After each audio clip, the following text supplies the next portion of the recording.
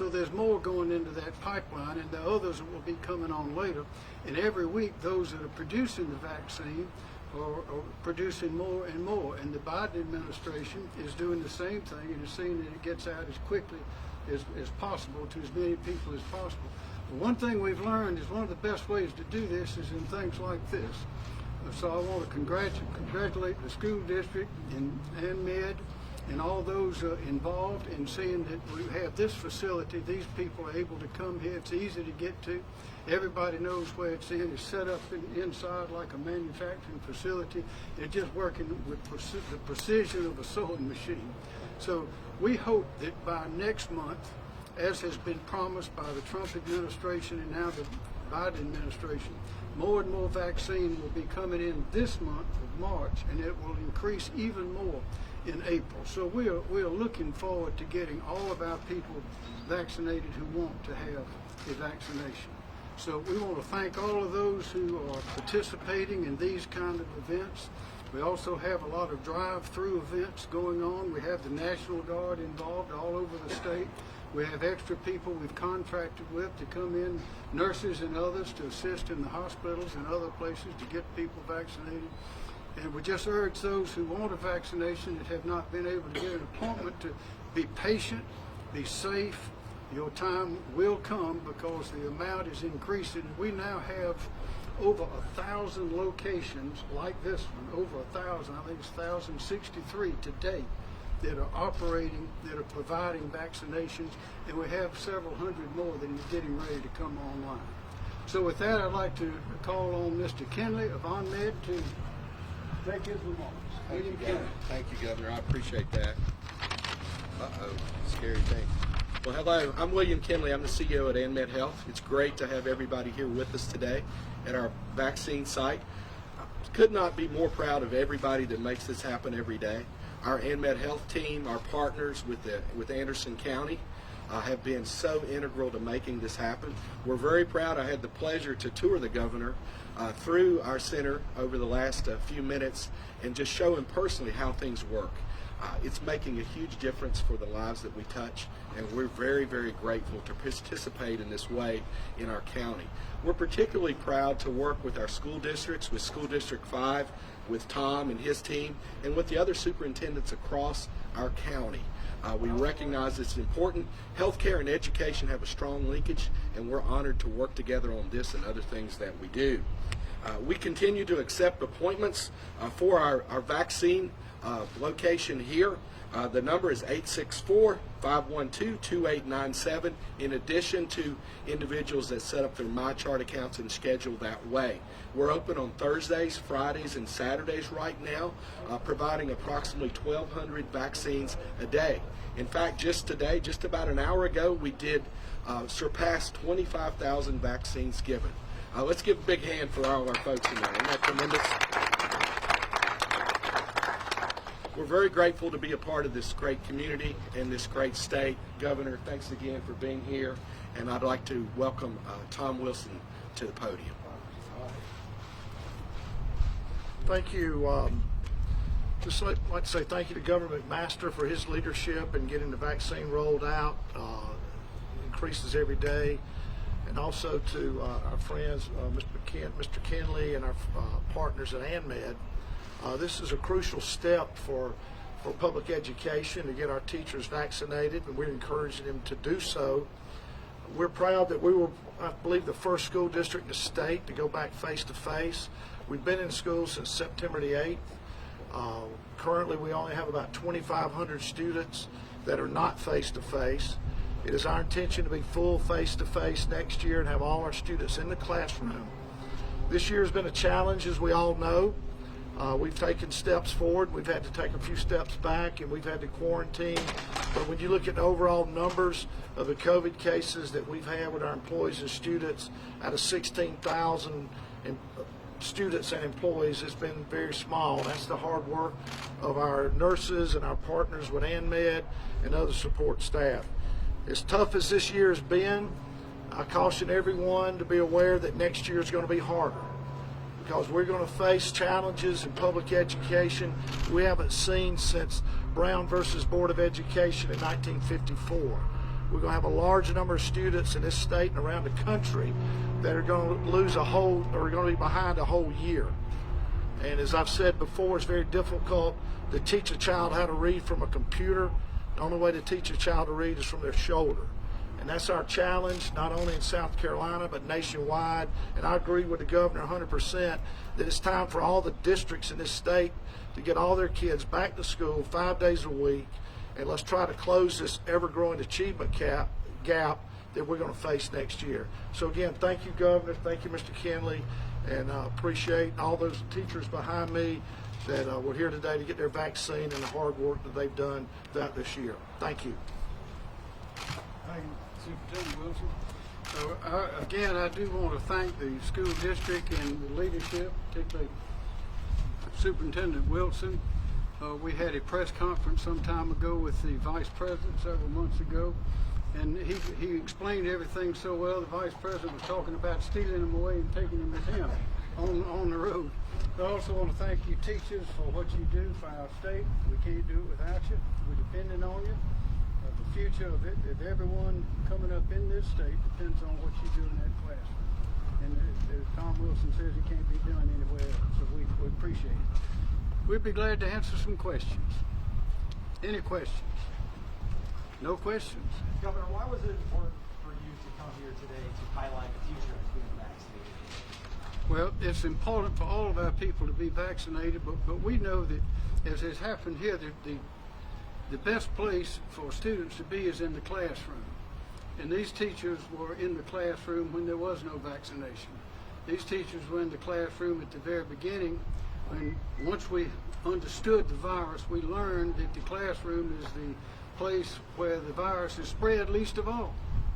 And those amounts of spread and those cases that were coming up in the schools were not generated in the classroom, but outside of the classroom, outside of the school, just like in other places where people would go to the grocery store, wherever they'd catch it and maybe bring it back to the school, and a teacher would give it to another teacher or a staff member. There were very, very few cases of students.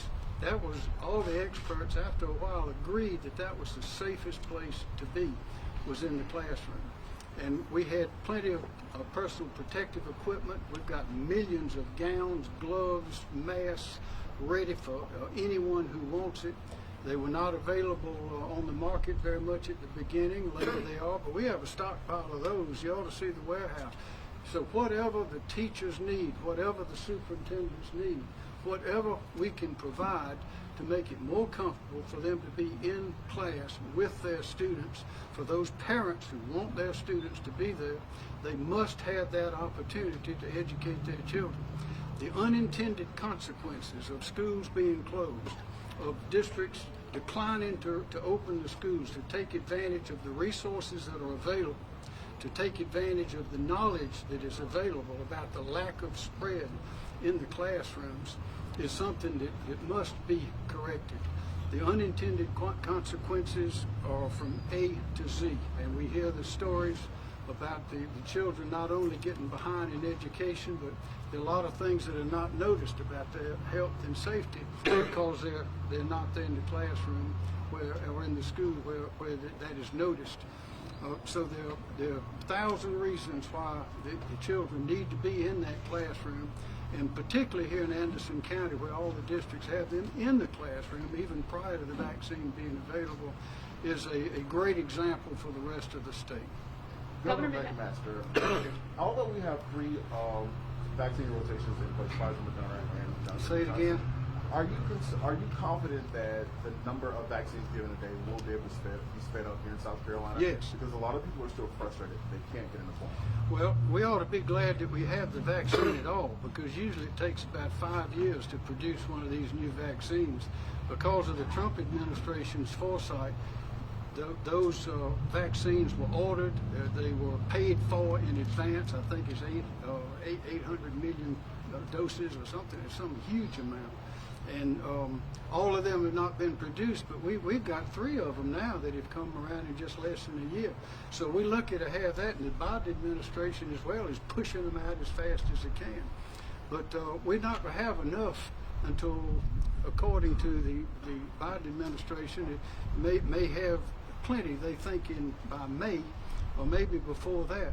But I just urge everyone to be patient, because in order to stop the spread and protect the people, at some point enough people have had the virus and have developed some sort of immunity, and enough have had the vaccine and developed some sort of immunity. And we believe that a lot of those that have the virus that don't even know that they've had it. They're young, strong, they thought they had a cold. So we're developing, as we go along every day, more and more immunity to the virus through those different methods. But we're hoping that, I'm hoping that Easter is going to be much different this year. And then I'm hoping that Mother's Day is going to be much different this year. And President Biden is looking forward to July the 4th being much different this year. We're all looking for things to get much better. And what you're seeing today is evidence that it is getting better. But it's going to be a while before we have enough vaccine for everybody who wants it. But it's coming in, and as soon as it's coming in, we're getting it out to the places where they're giving those shots. Governor, what can you kind of say to people who are kind of still on the fence about getting a vaccine, or those who don't wear masks still and just go around and act like it's normal? Well, a lot of people don't like vaccinations. A lot of people don't like pills and medicine. There are a lot of reasons why some people don't want to take a shot of almost any kind. We're not requiring anybody to take the vaccine, but we want to make it available to everyone that wants it. What we've been surprised to see when it first began, and those who were eligible to receive the vaccine were hospital workers, nurses, doctors, assistants, those sorts of people, and first responders who came into medical type contact with people that might provide an opportunity for the spread. Only about, in the hospitals in particular, only about a third of the people working there wanted to have a shot. And another third were interested but not quite ready, and another third that did not want to take a shot. And in talking to some of the manufacturers who are open now are eligible as well, they're seeing the same thing in some of their places. So there seems to be but in some places it's up to 70, 80%. But it seems there is a reluctance for a variety of reasons. That's okay. We're trying to demonstrate that it is a safe vaccine, and we want to have one for everybody who wants it.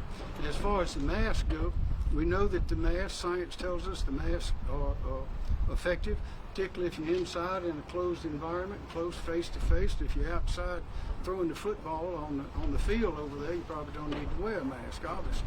But we would encourage everybody to take care of themselves. I think by now everyone knows what works and what does not work.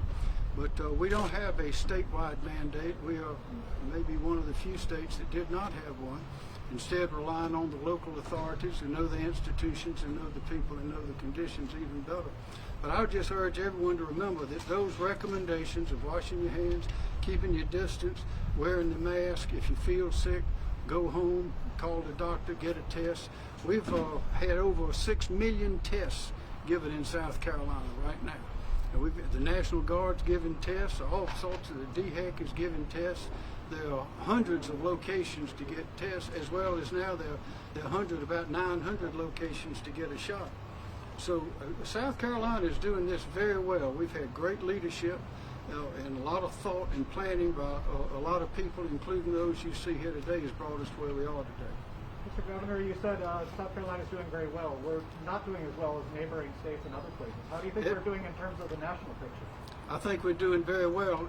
We read those numbers. There are always different numbers to read and different studies and different analyses. But from what we see on the ground and what we see in our positivity rate, which is somewhere around 4% these days, 4.9, it'll go up to 6%, and it goes back down. That positivity rate that is showing from the tests that we do every day is very encouraging. Our economy, we never did close our economy as they did in other states. We slowed down, we have limitations, but we never closed. And now we're fully open, but we're relying on the people to understand. We know now what this virus is, we know how it works, we know how to keep ourselves safe, and we are encouraging the people to do precisely that. Are you encouraging people to come to South Carolina for spring break? we're encouraging people to come to South Carolina for any reason they want to come to South Carolina for, and that is from A to Z. In fact, I've talked to some of the people in other states in very well-known positions that say that as soon as they retire, they're coming to South Carolina. That's another subject for another day, but y'all, we don't realize how lucky we are to be right where we are in this state with all the natural assets that we have, the institutions and the people. We've really got a remarkable place here. As Jarvis Robertson says, he's the spokesman for Parks, Recreation, and Tourism. He says, come see why I love this place. 2 more questions if there are any, guys. 2 more questions. 2 more. Going, gone. Thank you very much. Can I get you to talk about private school vouchers and how they help public schools? What was the question? Private school vouchers, how are they helpful for public schools? Well, I believe we were here to talk about vaccinations, but I'll reserve my comments on that. I think every child has a right to the best education that their parents believe is supportive of them. I don't have a problem with kids choosing schools. I think parents have a right to put their child where they can be best, most successful. All right, thank you, guys. Thank you very much.